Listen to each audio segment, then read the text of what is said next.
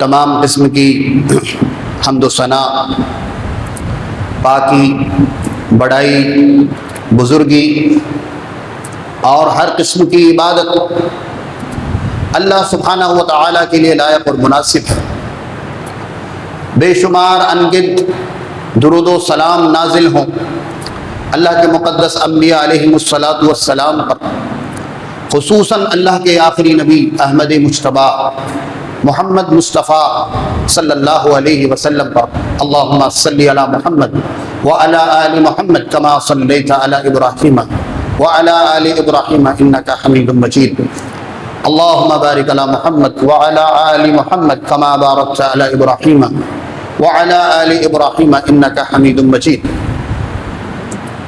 حاضرین جمعہ، بزرگان دین، نوجوانان اسلام، پردہ نشین خواتین اور پیارے بچوں، یہ ذوالقعدہ کا مہینہ اختتام پذیر ہے، یعنی کہ ختم ہونے والا ہے، اور اب سال کا 12واں اور آخری مہینہ ذوالحجہ شروع ہونے والا ہے۔ لیکن قابل غور بات یہ ہے کہ یہ جو 4 حرمت والے مہینے ہیں، جو کہ سال کی اسٹارٹنگ سے یعنی سال کی شروعات سے محرم الحرام کا مہینہ آتا ہے، یہ حرمت والا مہینہ ہے۔ پھر اس کے بعد رجب کا مہینہ آتا ہے، یہ بھی حرمت والا مہینہ ہے سال کے بیچ میں۔ پھر اس کے بعد ذوالقعدہ اور ذوالحجہ، یہ سال کے آخر میں 2 مہینے حرمت والے مہینے آتے ہیں۔ ان حرمت والے مہینوں کا بہت ہی زیادہ پاس و لحاظ رکھنا ہے، نیک اعمال میں بڑھوتری اور اضافہ کرنا ہے، اور اپنی جانوں پر ہر قسم کے ظلم سے باز رہنا ہے اور روکنا ہے اپنے آپ کو ہر قسم کے ظلم سے۔ اب یہ ذوالحجہ شروع ہونے والا ہے، اور جیسے اور حرمت والے مہینوں کی مختلف فضیلتیں ہیں، ایسے ہی اس ذوالحجہ کے مہینے کی بھی خصوصیات ہیں، اور وہی میں انشاءاللہ تعالی آپ کے سامنے رکھنے کی کوشش کروں گا۔ اور شروع میں ہی اللہ سے دعا گو ہوں، اللہ رب العالمین مجھ کم علم کو صحیح سے اس کی فضیلتوں کو بیان کرنے کی اللہ پاک توفیق عطا فرمائے، اور جب فضیلتیں ہمارے سامنے قرآن و سنت کی روشنی میں آ جائیں تو اس پر ہم سب کو عمل پیرا ہونے کی توفیق عطا فرمائے، آمین یا رب العالمین۔ اللہ سبحانہ و تعالی نے سورہ فجر کی آیت میں فرمایا والفجر ولیال عشر۔ یہ جو واو آیا ہے فجر سے پہلے، تو یہ واو قسمیہ ہے عربی لغت کے لحاظ سے، اور جب بات میں زور، وزن اور مکمل اعتمادی مقصود ہو تو اللہ رب العالمین اس واو کے ذریعے سے قسم کھاتا ہے۔ یہ واو قسمیہ ہے، والفجر قسم ہے فجر یعنی صبح کے وقت فجر کی، ولیال عشر اور 10 راتوں کی۔ یہ 10 راتیں اکثر مفسرین کے نزدیک ذوالحجہ کی شروعاتی 10 دن ہیں۔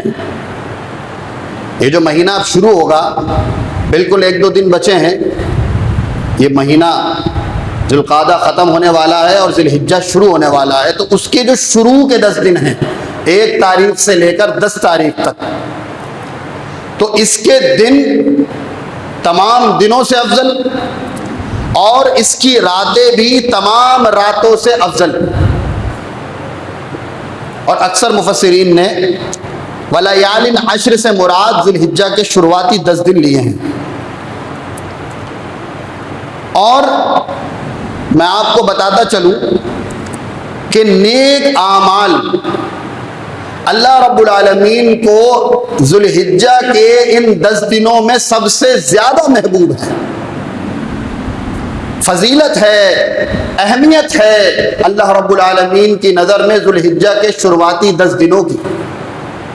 نیک اعمال سب سے افضل ہے. صحیح بخاری کی حدیث کے مطابق حدیث نمبر 969 کے اندر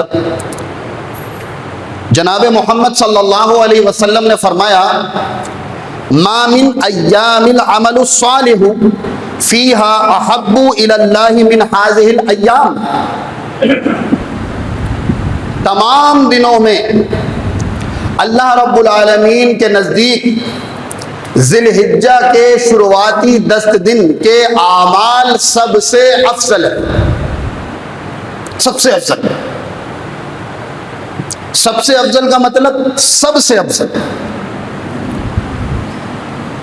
اور جب ان 10 دنوں کی قرآن و سنت کے اندر اتنی اہمیت آئی ہوئی ہے تو کیوں نہ لوگ اس پر غور دیں. جیسے وہ رمضان المبارک کو عبادت کا مہینہ سمجھ کر عبادت کرتے ہیں، اسی طرح جب اسی طرح کی فضیلتیں، رحمتیں، برکتیں اور خیر آپ کو دوسرے ایام کے متعلق بتائی جائے تو آپ رمضان المبارک کی طرح ہی اس کا بھی شوق اپنے اپنے دلوں کے اندر پیدا کریں کہ ہاں بھائی یہ بھی اسی طرح کے مبارک اور متبرک دن ہیں، لہذا ہمیں اس میں بھی کثرت کے ساتھ اللہ رب العالمین کی عبادتیں کرنا ہے. میرے محترم بھائیوں، آپ کو میں بتاؤں کہ ان 10 دنوں کے اندر روزہ رکھنا، ایک روزہ اور ان 10 دنوں کا ایک قیام کتنا اہمیت کا حامل ہے. وہ ایک سنن ترمذی کی روایت ہے، 758 حدیث نمبر ہے. سیام یوم عشرہ ذی الحجہ کے شروعاتی 10 دن کے روزے یادلو سیام سنت، ایسا ہے ان میں کا ایک روزہ جیسے کسی نے سال بھر روزے رکھا. ذی الحجہ کا 10 دن ہیں، ان میں کا ایک روزہ کوئی رکھتا ہے تو اس کو اجر و ثواب کے اعتبار سے اس طرح شمار کیا گیا ہے جیسے اس نے سال بھر روزہ رکھا. اندازہ لگائیں. اور آگے فرمایا وَقِيَامُ كُلَّ لَيْلَةٍ مِّنْهَا بِعَدْلِ قِيَامِ لَيْلَةِ الْقَدْرِ، اور عشرہ ذی الحجہ کی راتوں میں قیام ایسا ہے جیسا لیلۃ القدر کا قیام ہوتا ہے. لیلۃ القدر کا قیام ہوتا ہے. اس حدیث کو ذکر کرنے کے بعد امام ترمذی رحمۃ اللہ علیہ کہتے ہیں کہ یہ حدیث حسن غریب ہے، یعنی کہ ضعیف حدیث ہے. لیکن جب ہم دوسرے دلائل سے قرآن اور سنت کا مطالعہ کرتے ہیں تو بخوبی ہمیں پتہ چلتا ہے کہ عشرہ ذی الحجہ کے 10 دن جیسے کوئی دن نہیں ہے، اور عشرہ ذی الحجہ کی شروعاتی 10 راتوں سے بہتر اور راتیں نہیں ہیں. تو بطور احتیاط ہم اس حدیث کو لے لیتے ہیں کہ ہاں اس میں روزہ رکھنا بہت افضل ہے اور اس کی راتوں میں قیام کرنا بھی بہت افضل ہے. اسی طرح میرے محترم بھائیوں، اس میں قابل غور بات یہ ہے کہ لوگ صرف ان عشرہ ذی الحجہ کا جب مہینہ آتا ہے تو 9 تاریخ کے روزے کو اہمیت دیتے ہیں. دینا چاہیے، اس کی فضیلت ہے. لیکن ہمارے لیے اور زیادہ بہتر رہے گا، ہمارے لیے اور زیادہ اچھا رہے گا کہ ہم عشرہ ذی الحجہ کے 9 دن مکمل روزوں کا اہتمام کریں. روزوں کا اہتمام کریں. ان روزوں کی بہت ہی زیادہ فضیلت قرآن و سنت میں آئی ہوئی ہے. صحیح مسلم کی حدیث کے مطابق یہ جو 9 ذی الحجہ کا روزہ ہے اس میں تھوڑا سا علماء کے درمیان اختلاف ہے، اور وہ میں آپ کے سامنے رکھ دیتا ہوں.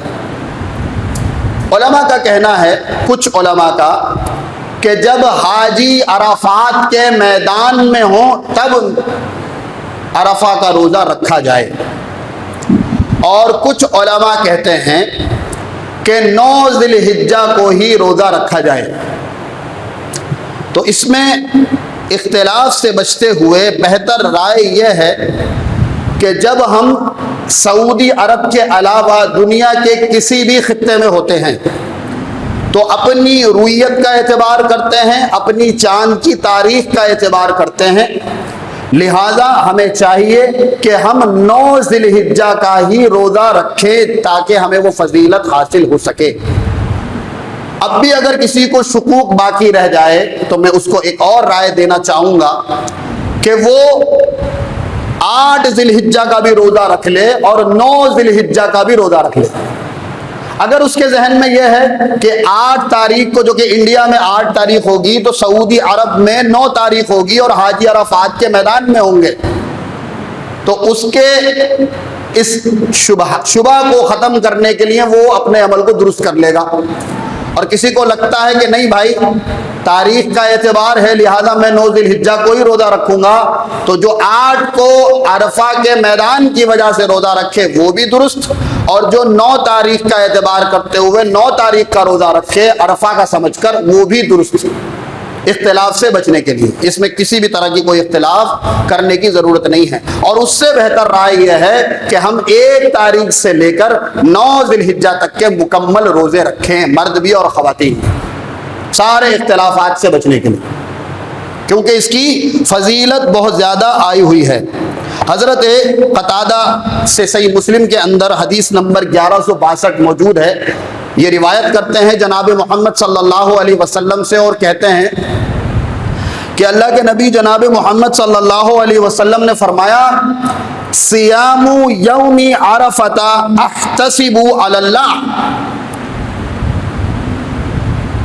میں اللہ رب العالمین سے عرفہ کے روزے کے متعلق یہ امید رکھتا ہوں، میں اللہ رب العالمین سے عرفہ کے روزے کے متعلق یہ امید رکھتا ہوں ان یکفر السنۃ التي قبلہ والسنۃ التي بعدہ، کہ یہ عرفہ کا روزہ اپنے سے 1 سال پہلے کے گناہوں کے لیے کفارہ ہے اور اپنے سے آنے والے 1 سال بعد کے گناہوں کا کفارہ ہے۔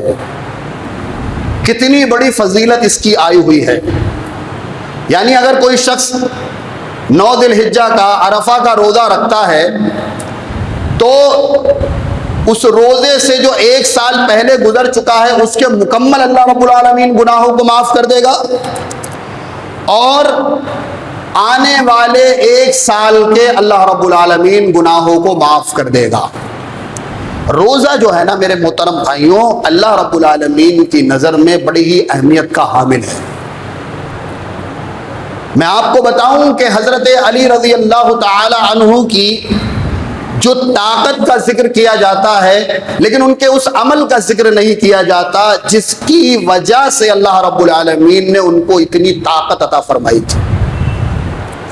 اسلام کے اندر غذا سے طاقت جسم کو پرماننٹلی طور پر نہیں ملتی۔ غذا آپ کھاتے ہیں، جب تک آپ اس غذا کا استعمال کریں گے آپ کے جسم میں طاقت رہے گی، غذا کو چھوڑ دیں گے طاقت ختم ہو جائے گی۔ لیکن اسلام کے اندر اگر آپ تقوی اختیار کر لیتے ہیں، اور تقوی کا ایک بہت بڑی علامت روزہ، اس کو پابندی سے پکڑ لیتے ہیں،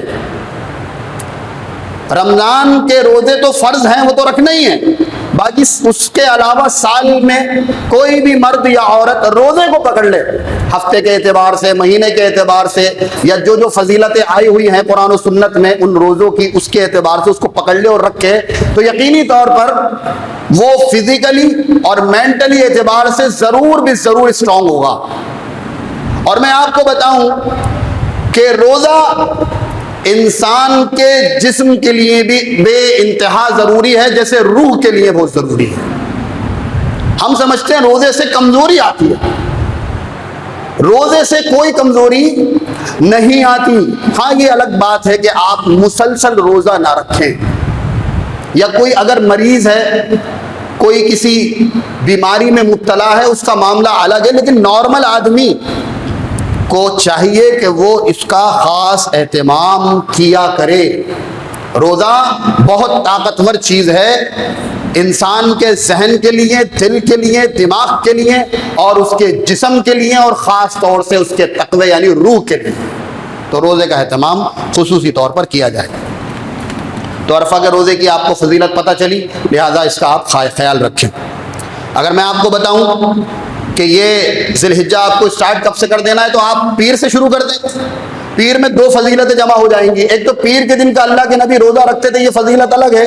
دوسرا یہ ہے کہ انشاءاللہ تعالیٰ تب تک 1 2 4 چاند کی تاریخ ہو ہی جائے گی انشاءاللہ.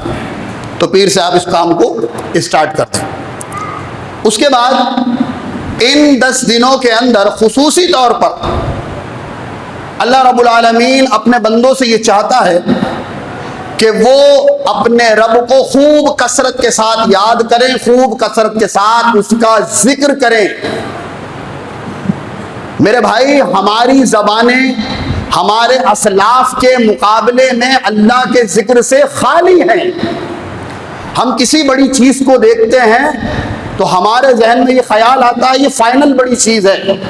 کسی طاقتور چیز کو دیکھتے ہیں، ہمارے ذہن میں خیال آتا ہے یہ فائنل طاقتور چیز ہے. جیسے امریکہ، اس سے طاقتور کوئی نہیں کہتے ہیں لوگ کہتے ہیں یہ. جبکہ اللہ کا ذکر کرنے والا کبھی بھی اللہ کے علاوہ کسی کو طاقتور نہیں سمجھتا، کسی کو خالق و مالک نہیں سمجھتا، کسی کو مدبر اور بگڑی بنانے والا قطن نہیں سمجھ سکتا. لہذا لوگوں کو چاہیے، مردوں کو اور خواتین کو چاہیے کہ کثرت کے ساتھ اللہ سبحانہ و تعالیٰ کو یاد کریں، اور اس نیت اور عقیدے کے ساتھ یاد کریں کہ اللہ رب العالمین سے بڑی کوئی طاقت نہیں ہے. اللہ چاہتا ہے کہ ان 10 دنوں میں کثرت کے ساتھ اللہ رب العالمین کا ذکر کیا جائے. مسند احمد حدیث کی کتاب ہے، احمد ابن حنبل رحمۃ اللہ علیہ کی بہت ہی مارکۃ الاعلیٰ تصنیف ہے یہ مسند احمد، جس کی اگر آپ توانائی دیکھیں گے، لمبائی چوڑائی دیکھیں گے تو 40 جلدوں کے اندر اتنا زبردست ذخیرہ چھوڑ کے گئے ہیں امت کے لیے. مسند احمد کی 5446 نمبر حدیث. حضرت عمر فاروق رضی اللہ تعالی عنہ سے روایت ہے، کہتے ہیں جناب محمد الرسول اللہ صلی اللہ علیہ وسلم نے فرمایا فَأَكْثِرُوا فِيهِنَّ، کثرت سے اللہ رب العالمین کا ذکر کرو، من التحلیل، تحلیل کے ذریعہ، والتکبیر، تکبیر کے ذریعہ، والتحمید، اور تحمید کے ذریعہ. اب یہ تحلیل، تکبیر، تحمیل کیا ہے؟ میرے محترم بھائیوں، تحلیل اس ذکر کو کہتے ہیں جو لا الہ الا اللہ کے ذریعے کیا جائے. ہمارے ہاں کلمہ صرف ایک بار پڑھا جاتا ہے، یا نکاح کے موقع پہ مولوی لوگ پڑھا دیتے ہیں، یا اور موقع. ارے یہ مسلسل ذکر ہے، تسبیح ہے یہ مسلمان کی. اٹھتے بیٹھتے چلتے پھرتے لا الہ الا اللہ، یہی کلمہ ہے. یہی وہ کلمہ ہے جو 7 زمین 7 آسمان سے زیادہ وزنی ہوگا انسان کے اعمال میں. یہی وہ کلمہ ہے جس کی وجہ سے اللہ رب العالمین اپنے بندے کے اوپر جنت کو جائز اور حلال کرے گا. یہی وہ کلمہ ہے جس کی وجہ سے اللہ رب العالمین جہنم سے انسانوں کو بچائے گا. یہی وہ کلمہ لا الہ الا اللہ. کثرت سے ذی الحجہ کے شروعاتی 10 دنوں میں تھکا لینا ہے اپنے آپ کو لا الہ الا اللہ کی کثرت کے ذریعے، خوب اللہ کا ذکر کرنا ہے کلمے کے ذریعے. اور تکبیر، یہ بھی ایک ٹرینڈ بن چکا ہے. آج لوگوں کی زبانوں پہ اللہ اکبر نہیں آتا کہ طاقت حاصل کرنے کے لیے کوئی بھاری وزن اٹھا رہے ہیں، یا جو ہے کوئی طاقت والا کام کر رہے ہیں، یا کسی دشمن کو پچھاڑنے کے لیے، یا کسی اور کام کے لیے کلمہ یا علی مدد. آج یہ ٹرینڈ نیا چلا ہے. باقاعدہ پتہ چل گیا فلاں شخص یا اللہ والا ہے تو اس کو دکھا کے کہیں گے یا علی مدد، یا رسول اللہ مدد، یا خواجہ مدد، یا صابر مدد۔ میرے محترم بھائیوں، یا علی مدد کہے اور پھر اسی پر مر جائے، یہ جہنمی شخص ہے، شرک اکبر کر کے مرا ہے، ہمیشہ کی جہنم میں جائے گا۔ اور اللہ اکبر کہے یا اللہ مدد کہے اور مر جائے اور اس کے پلے میں کھربوں گناہ ہوں، کھربوں گناہ، اتنے گناہ ہوں کہ زندگی میں کبھی شمار بھی نہ کر سکے کہ کتنے گناہ کیے، لیکن صرف عقیدہ توحید کی وجہ سے، اللہ کو پکارنے کی وجہ سے، اللہ پر توکل اور بھروسے کی وجہ سے اللہ رب العالمین ایک نہ ایک دن ضرور اس کو جنت عطا فرمائے۔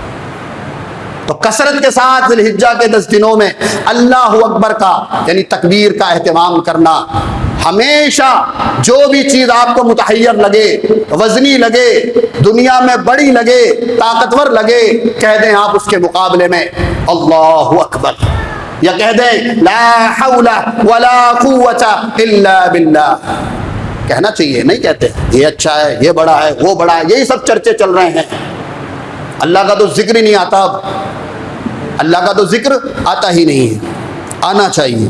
اور تحمید یعنی چھوٹی سی چھوٹی نعمت پر اللہ رب العالمین کا شکر کریے، الحمدللہ کہیے۔ چھینک سے زیادہ چھوٹی چیز ہوگی کوئی؟ بڑی بڑی چیزوں کی آج کل انسان اللہ دے رہا اس کو، اس کی کوئی قدر نہیں کر رہا، ہوا کوئی شکر نہیں کر رہا اس کا۔ چھینک جیسی چیز کے اوپر اللہ کے رسول صلی اللہ علیہ وسلم نے یہی تو تعلیم دی ہے کہ جب کسی کو چھینک آئے تو کہے الحمدللہ۔ میڈیکل سائنس سے آج پروف ہے کہ دماغ کی ساری گیس، دماغ کا اسٹریس، دماغ کا درد، تمام کی تمام چیزیں چھینک کے ذریعے سے نکل جاتی ہیں۔ چھینک کا آنا بڑی نعمت ہے اللہ رب العالمین کی جانب سے۔ اگر چھینک نہ آئے تو دماغ وزنی اور بھاری رہتا ہے، دماغ بوجھل رہتا ہے، سوچنے سمجھنے کی صلاحیت کام نہیں کرتی جب دماغ کے اندر اس طرح کے حالات پیش آ جائیں کہ چھینک نہ آئے۔ اللہ رب العالمین کی نعمت ہے، لہذا ان شروعاتی 10 دنوں کے اندر کثرت، بھائی آگے آگے آ جائیں، پیچھے پریشانی ہو رہی ہے، آگے سب لوگ آگے آگے ہو کے بیٹھے، کثرت کے ساتھ الحمدللہ ان 10 دنوں کے اندر کہنا ہے۔ اس کے علاوہ میں آپ کو ان 10 دنوں کے متعلق بتاؤں کہ حج اور قربانی جیسے عظیم اعمال انہی 10 عشرہ ذی الحجہ کے اندر کیے جاتے ہیں۔ حج کتنا عظیم عمل ہے، اسلام کا رکن ہے، بنیاد ہے اسلام کی۔ جن کے پاس مال ہے اور راستے کے جانے کی سہولت میسر ہے، جلد سے جلد حج کے ارکان کو مکمل کریں۔ ٹالنے کی چیز نہیں ہے یہ جو یہ ویٹنگ میں رکھا جا رہا ہے، نہیں تو پھر مال ہونے کا کوئی فائدہ نہیں ہے۔ مال تو اصل ہے یہی کہ آپ اس مال سے کتنی خیر کما سکتے ہیں، کتنی خیر خرید سکتے ہیں، اور اسلام نے مالدار مانا ہی انہیں کو ہے۔ مالدار ہے اور اسلام پر خرچ نہیں کرتا، اسلام نے مالدار مانا ہی نہیں ہے اس کو، اور ہم بھی اسے مالدار نہیں مانتے۔ اسلام نے کیا کہا ان لوگوں کو جو مالدار ہونے کے باوجود زکوٰۃ نہ دیں، حج نہ کریں، صدقات و خیرات نہ کریں، مساجد میں نہ دیں، مدارس میں نہ دیں، غریب و مساکین کی مدد نہ کریں، بخیل کہا ہے۔ کہیں پہ بھی نہیں لکھا قرآن حدیث میں کہ ان کو امیر کہا ہے۔ امیر تو اس کو کہا ہے جو موقع محل کے اعتبار سے اللہ کے راستے میں خرچ کرتا جائے، اس کو مالدار کہا گیا ہے۔ اور جلد سے جلد حج کریں، یہ جو مبارک دن ہے اس میں حج اور قربانی کی جاتی ہے۔ اور قربانی کتنا عظیم عمل ہے، قربانی کتنا عظیم عمل ہے۔ ابراہیم علیہ السلام کی عظیم سنت، اور اللہ رب العالمین کے ایسے جلیل القدر پیغمبر کہ اللہ رب العالمین ٹو دا پوائنٹ جو بات آپ کو بتاتا گیا اسی طرح اس کے اوپر عمل کرتے گئے۔ اللہ رب العالمین اپنے اس ولی سے، اپنے اس نبی سے، اپنے اس خلیل اور دوست سے اتنا خوش ہوا ہے کہ اللہ رب العالمین نے عام اعلان کیا ہے کہ یہ ابراہیم مقام و مرتبے کے لحاظ سے پوری امت کے برابر اکیلا ہے۔ ابراہیم پوری امت کے برابر اکیلا ہے، اور اہمیت کا اور فضیلت کا حال یہ ہے حضرت ابراہیم علیہ السلام کا کہ نہ جانے کتنی ایسی سنتیں ہیں حضرت ابراہیم علیہ السلام کی جن کو پسند فرمایا جناب محمد صلی اللہ علیہ وسلم نے، اور اپنی امت کے لیے رہتی دنیا تک کے لیے قیامت تک کے لیے اس کو اجر و ثواب کا مظہر بنا دیا۔ حج میں اکثر ارکان، قربانی کا معاملہ، صف و مروہ کا معاملہ، چومنے کا معاملہ، طواف کا معاملہ، خانہ کعبہ کی خدمت کا معاملہ، یہ سب کس سے آیا ہے؟ حضرت ابراہیم علیہ السلام سے۔ میرے محترم بھائیوں، یہ بہت عظیم معاملہ ہے۔ اللہ فرماتا ہے سورہ حج کی آیت نمبر 28 کے اندر لِيَشْهَدُوا مَنَافِعَ لَهُمْ، اور آؤ مشاہدہ کر کے اپنے فائدے کو دیکھو۔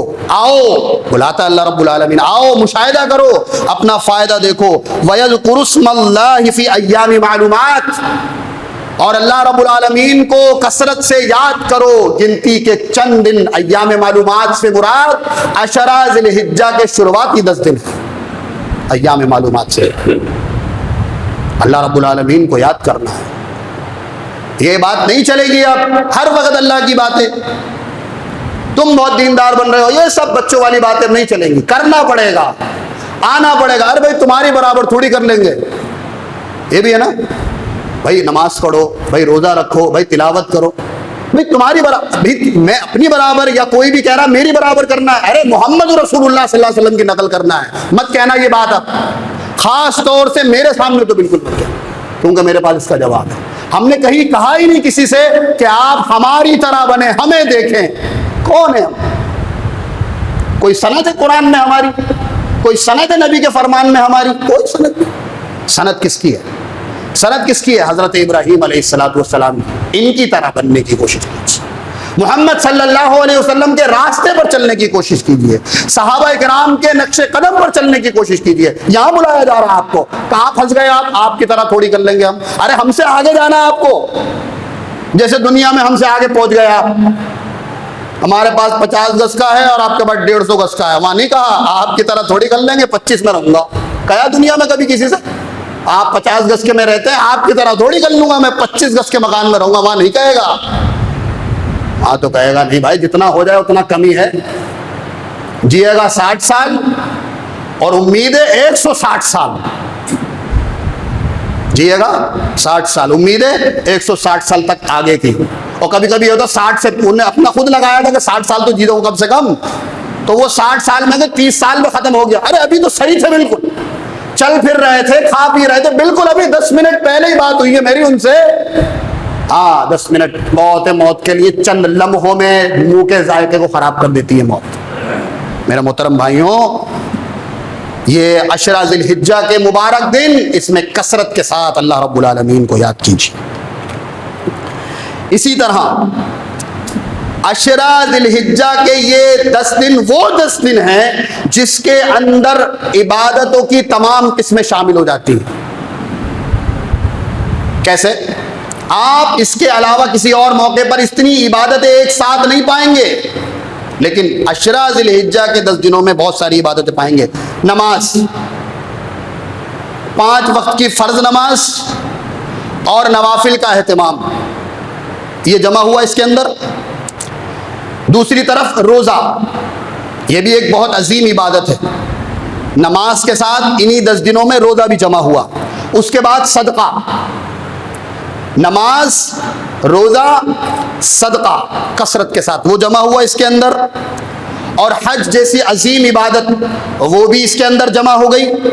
حج کے ساتھ ساتھ قربانی جیسی عظیم عبادت وہ بھی جمع ہو گئی اس کے اندر، اور اللہ رب العالمین کا ذکر جو کہ اللہ کی عبادت ہے وہ بھی جمع ہو گئی ان 10 دنوں کے اندر۔ کبھی آپ ایسا موقع نہیں پائیں گے پورے سال کے اندر کہ اس طرح کی چیزیں آپ کو ایک ساتھ میسر ہو جائیں۔ ہاں رمضان میں بھی نہیں، کیونکہ حج کہاں ہوتا ہے رمضان میں؟ رمضان میں حج نہیں ہوتا، لہذا عشرہ ذی الحجہ کی اس فضیلتوں کو سمجھنے کی ضرورت ہے اور اس کو اپنے عمل میں لانے کی ضرورت ہے۔ اس کے بعد اللہ کے نبی جناب محمد صلی اللہ علیہ وسلم نے عشرہ ذی الحجہ کے 10 دنوں کے متعلق خوشخبری اور بشارت دی ہے کہ یہ عشرہ ذی الحجہ کے 10 دن جنت کی خوشخبری کے لیے ہے، تمہیں جنت کی بشارت ہو ان 10 دنوں کے اعتبار سے اگر تم وہ کام کرتے ہو تو۔ سنن دارمی ایک حدیث کی کتاب ہے، اس کی حدیث 1774 نمبر، اور وہ اس طرح سے ہے کہ حضرت ابن عباس یعنی اللہ کے رسول کے سگے چچا کا بیٹا ابن عباس رضی اللہ تعالی عنہ روایت کرتے ہیں کہ جناب محمد صلی اللہ علیہ وسلم نے فرمایا ما من عمل ازکا عند اللہ ولا اعظم اجرا من خیر یعملہ فی عشر الاضحی،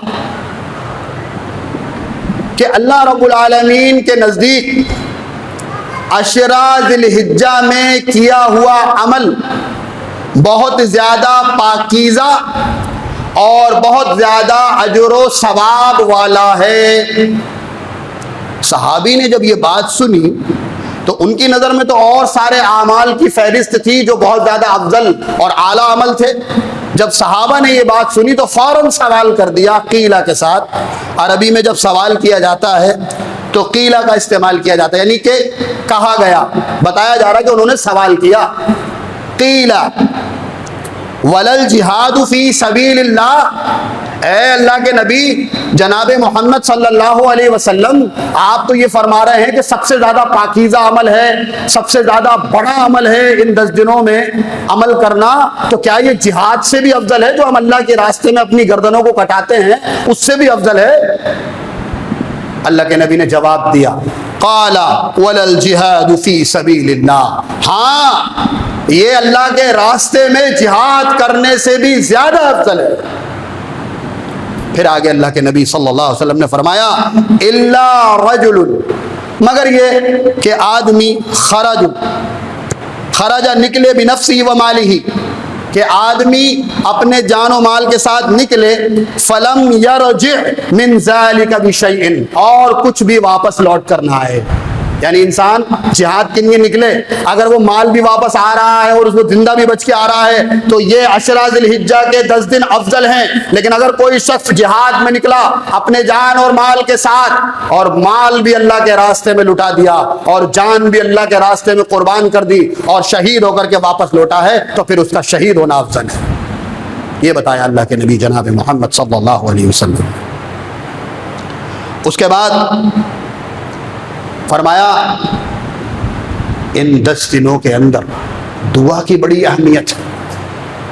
اب بہت ساری چیزیں ایسی ہیں جو دوسرے دنوں میں آسانی کے ساتھ نہیں مل پاتی ہیں دعا کے ذریعے، تو آپ ان 10 دنوں کے اندر اللہ سے وہ چیزیں مانگے دعاؤں کے ذریعے۔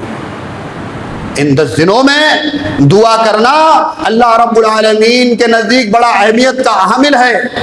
ان 10 دنوں میں اللہ کو دعا کرنے والے پر بہت زیادہ پیار اور شفقت آتی ہے، اور وہ چاہتا ہے کہ میرے بندے مجھ سے مانگے اور میں ان کو عطا کروں۔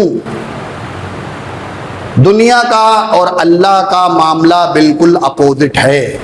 دنیا میں ایک بار مانگا تھوڑا کس مسا کے دے دے گا، دوبارہ سے مانگا منہ بنا کے دے دے گا، اور تیسری مرتبہ کس مسائے گا بھی